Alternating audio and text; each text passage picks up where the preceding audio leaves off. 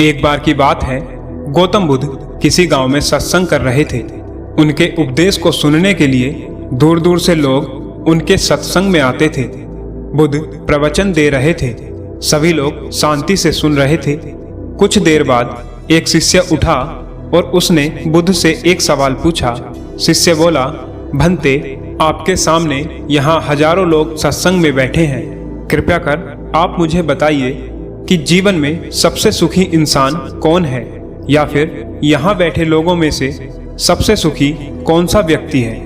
गौतम बुद्ध ने अपने शिष्य से एक व्यक्ति की ओर इशारा करते हुए कहा कि आप उस आदमी को देखो जो सबसे पीछे दुबला पतला सा दरिद्र सा दिखाई देने वाला व्यक्ति बैठा है, जिसके कपड़े भी फटे हुए से प्रतीत होते हैं।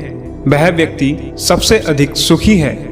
गौतम बुद्ध का यह जवाब सुनकर वह शिष्य आशंका में पड़ गया और बुद्ध से कहने लगा कि यह व्यक्ति सबसे सुखी कैसे हो सकता है।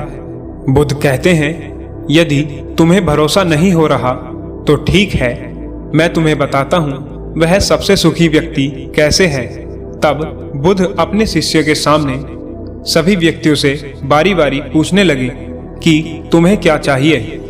वहां उपस्थित सभी लोगों में से किसी व्यक्ति ने धन मांगा, तो किसी व्यक्ति ने संतान मांगी, तथा किसी ने बीमारी से मुक्ति मांगी, तो किसी व्यक्ति ने अपने दुश्मन पर विजय मांगी। इस तरह किसी न किसी व्यक्ति ने कुछ न कुछ अपनी जरूरत के हिसाब से मांगा। वहां पर कोई भी ऐसा व्यक्ति नहीं था जिसने कुछ न कुछ न मांगा हो। और सबसे अंत में बुद्ध ने उस गरीब व्यक्ति को अपने पास बुलाया और फिर उस व्यक्ति से पूछा, कहो तुम्हें क्या चाहिए।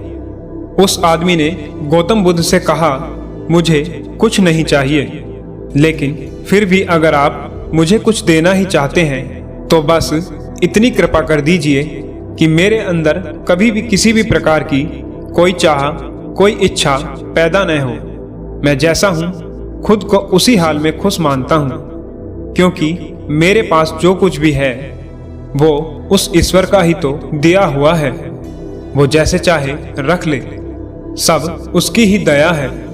तब गौतम बुद्ध ने अपने शिष्य को समझाते हुए कहा कि जीवन में सबसे सुखी व्यक्ति या इंसान वही है जिसकी कोई इच्छा नहीं है, या फिर जिस व्यक्ति ने अपनी इच्छाओं को अपने बस में कर लिया हो, क्योंकि जहाँ इच्छाएं हैं वहाँ सुख नहीं हो सकता।